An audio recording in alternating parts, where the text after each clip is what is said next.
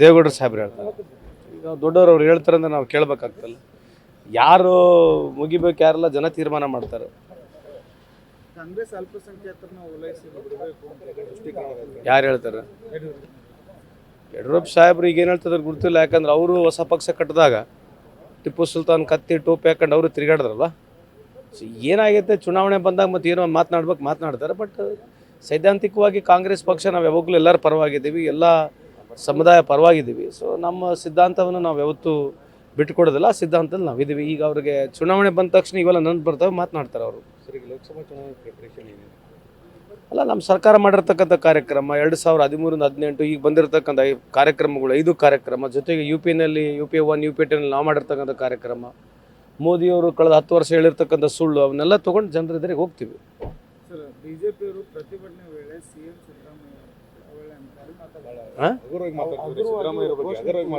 ಮಾತಾಡಲಿ, ಜನ ತೋರಿಸ್ತಾರಲ್ಲ. ಈಗ ಅದಕ್ಕೆ ನಾವು ಕಂಪ್ಲೇಂಟು ಮಾಡಿದ್ದೀವಿ. ಅಲ್ಲ, ಈ ಥರ ಮಾತಾಡಿದ್ರೆ ಏನು ಅರ್ಥನೇ ಇಲ್ಲ. ಯಾಕಂದರೆ ಒಬ್ಬ ಈ ರಾಜ್ಯದ ಮುಖ್ಯಮಂತ್ರಿಯಾಗಿ ಇಷ್ಟು ದೊಡ್ಡ ಪ್ರಮಾಣದಂಥ ಕಾರ್ಯಕ್ರಮ ಮಾಡಿರ್ತಕ್ಕಂಥ ಇತಿಹಾಸದಲ್ಲಿ ಯಾರಲ್ಲ. ಬಟ್ ಈ ರೀತಿ ಮಾತಾಡ್ತಾರೆ, ಜನ ಭಾಳ ಸೂಕ್ಷ್ಮವಾಗಿ ಗಮನಿಸ್ತಾರೆ. ಇದು ಮಾತಾಡ್ತಿದ್ದರೆ BJPಯ ಸಂಸ್ಕೃತಿ ಅರ್ಥ ಆಗುತ್ತೆ. ಇದ್ರ ಬಗ್ಗೆ BJPಯ ಸಂಸ್ಕೃತಿ ಅರ್ಥ ಆಗುತ್ತೆ. 9ನೇ ತಾರೀಕಿಗೆ ಮತ್ತೆ ಪ್ರತಿಭಟನೆ ಮಾಡ್ತೀವಿ. ಎದ್ರ ಬಗ್ಗೆ ಪ್ರತಿಭಟನೆ ರೀ?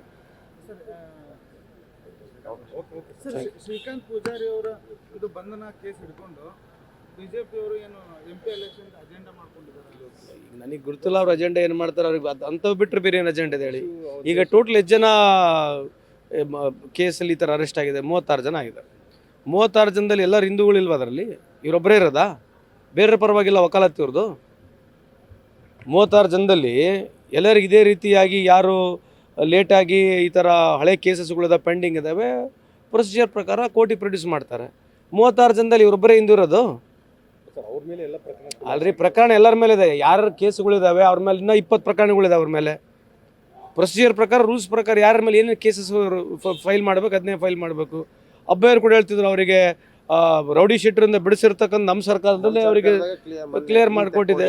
ಸೊ ಇಂಥವೆಲ್ಲ ಇರ್ತವೆ. ಈಗ ಅದೇ ಇನ್ನೂ 36 ಯಾರು ಹಿಂದೂಗಳಿಲ್ಲ ಅದರಲ್ಲಿ? ಇವರೊಬ್ಬರೇ ಹಿಂದೂಗಳಿರೋದಾ? ಅಲ್ರಿ, ಅದು ಅವಾಗ ಆಗಿರ್ತಕ್ಕಂಥ ಗಲಾಟೆ ಮತ್ತು ಕೇಸ್ ಇರ್ತಾವೆ, ಕೇಸ್ಗಳ ಪ್ರಕಾರ ಹಾಕಿದ್ದಾರೆ. ಸೊ ನಾನು ಕೇಳ್ತಕ್ಕಂಥದ್ದು ಅಂದರೆ ಬೇರೆ ಯಾರು ಹಿಂದೂಗಳು ಇಲ್ವಾ ಇದ್ರಿ ಈ ಕೇಸಲ್ಲಿ? ಇದನ್ನೆಲ್ಲ ಬಿಡಬೇಕ್ರಿ.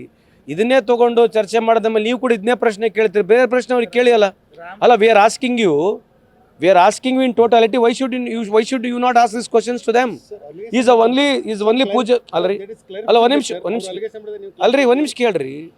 ನಮ್ಮ ಅಲಿಗೇಷನ್ ನೀವು ಅವ್ರಿಗೆ ಕೇಳಿ. 36ನಲ್ಲಿ ಬೇರೆ ಯಾರು ಹಿಂದೂಗಳಿಲ್ವಾ? ಮತ್ತು ಅವ್ರ ಪರ ವಕಾಲತ್ ಬೇಡ? ಅವ್ರ ಪರ ವಕಾಲತ್ ಬೇಡ? ಮತ್ತು ಅವ್ರನ್ನ ಕೇಳ್ಬೇಕಲ್ಲ ನೀವು. ಕೇಳಿ ಅದ್ ಬಗ್ಗೆ ಏನು ಉತ್ತರ ಕೊಡ್ತಾರೆ ನನಗೆ ಬಂದು ಕೇಳಿ ಪುನಃ. ರಾಮ ಮಂದಿರ ನಿರ್ಮಾಣದಿಂದ ಕಾಂಗ್ರೆಸ್ನವ್ರು ಹೊಟ್ಟೆವ್ರಿ ಅನ್ನೋ ಮಾತು. ಅಲ್ರಿ, ರಾಮ ಮಂದಿರ ಪ್ರಾರಂಭ ಮಾಡಿದ್ರೆ ನಾವು ರೀ. ರಾಜೀವ್ ಗಾಂಧಿ ಅವ್ರು ಪ್ರಾರಂಭ ಮಾಡಿದ್ದು, ಉದ್ಘಾಟನೆ ಮಾಡಿದ್ರು ಯಾರು ರೀ?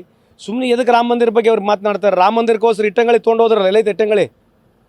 ಕಳೆದ 40 ವರ್ಷದಿಂದ 30 ವರ್ಷ ಇಟ್ಟಂಗಳಿ ತೊಗೊಂಡೋಗ್ಯಾರ. ಈ ದೇಶ ಕಟ್ಟಲಿಕ್ಕೆ ಎಲ್ಲಿದೆ ಇಟ್ಟಂಗಳಿ? ಎಲ್ಲಿದೆ? ಇಡೀ ದೇಶದ ಎಲ್ಲ ಕಾರ್ಯಕರ್ತರು ರಾಮ ಭಕ್ತರು. ನಾವು ಕೂಡ ರಾಮ ಭಕ್ತರಿದ್ದೀವಿ. ನಾನು ಕೂಡ I am proud to be Hindu. But ನಾವು ಎಲ್ಲರಿಗೆ ಸಮಬಾಳು, ಎಲ್ಲರಿಗೆ ಸಮಪಾಲು ಅಂತಕ್ಕಂಥ ಸಂಸ್ಕೃತಿಯಲ್ಲಿ ನಾವು ಬದುಕ್ತಾ ಇದ್ದೀವಿ. ಅವರು ಕೇವಲ ಅಗ್ಲಲ್ಲ ಹಿಂದೂಗಳ ಬಗ್ಗೆ ಮಾತನಾಡಿದ್ರೆ. ಕಳೆದ 10 ವರ್ಷದಿಂದ ಹಿಂದೂಗಳಿಗೆ ಏನು ಅನುಕೂಲ ಆಗಿದೆ? ಹಿಂದೂಗಳ ಬಗ್ಗೆನೇ ಮಾತನಾಡಿದ್ರೆ. ನಾನು ಹಿಂದೂ, ನೀವು ಕೂಡ ಹಿಂದೂ ತಾನೇ ಇರೋದು. ಏನು ನಿಮಗೇನು ಅನುಕೂಲ ಆಗಿದೆ? ಬಡವರು ಹಿಂದೂಗಳಿಗೆ ಏನು ಅನುಕೂಲ ಆಗಿದೆ? BJPಯ ಪಾರ್ಟಿಗೆ, BJPಯ ಒಂದೇನು ಆ ಪಕ್ಷದವ್ರು ಇದ್ದಾರೆ, ಕೆಲವು ಉದ್ಯಮೆದಾರರಿಗೆ ಅನುಕೂಲ ಆಗೋದು ಬಿಟ್ಟರೆ ಈ ದೇಶದಲ್ಲಿ ಯಾವ ಹಿಂದೂಗಳ ಅನುಕೂಲ ಆಗಿದೆ ಹೇಳ್ರಿ? ಇವತ್ತು ಹಿಂದೂ ರಾಷ್ಟ್ರದಲ್ಲಿ ಹೇಳ್ತಕ್ಕಂಥ ಹಿಂದೂ ರಾಷ್ಟ್ರ ಮಾಡ್ತೀವಿ ಅಂತ ಹೇಳ್ತಾರಲ್ಲ, ಯಾವ ಹಿಂದೂಗಳಿಗೆ ಅನುಕೂಲ ಆಗಿದೆ ಹೇಳ್ರಿ? ನೀವು ಹೇಳ್ಬೇಕು, ನೀವು ಕೇಳ್ರಿ. ನಮ್ಮನ್ನು ಕೇಳಿದ್ರೆ ನಾವೇನು ಹೇಳೋಣ? ನ್ಯೂಸ್ ಫಸ್ಟ್, ನಿರ್ಭೀತಿಯಿಂದ ನಿಮ್ಮ ಪರವಾಗಿ.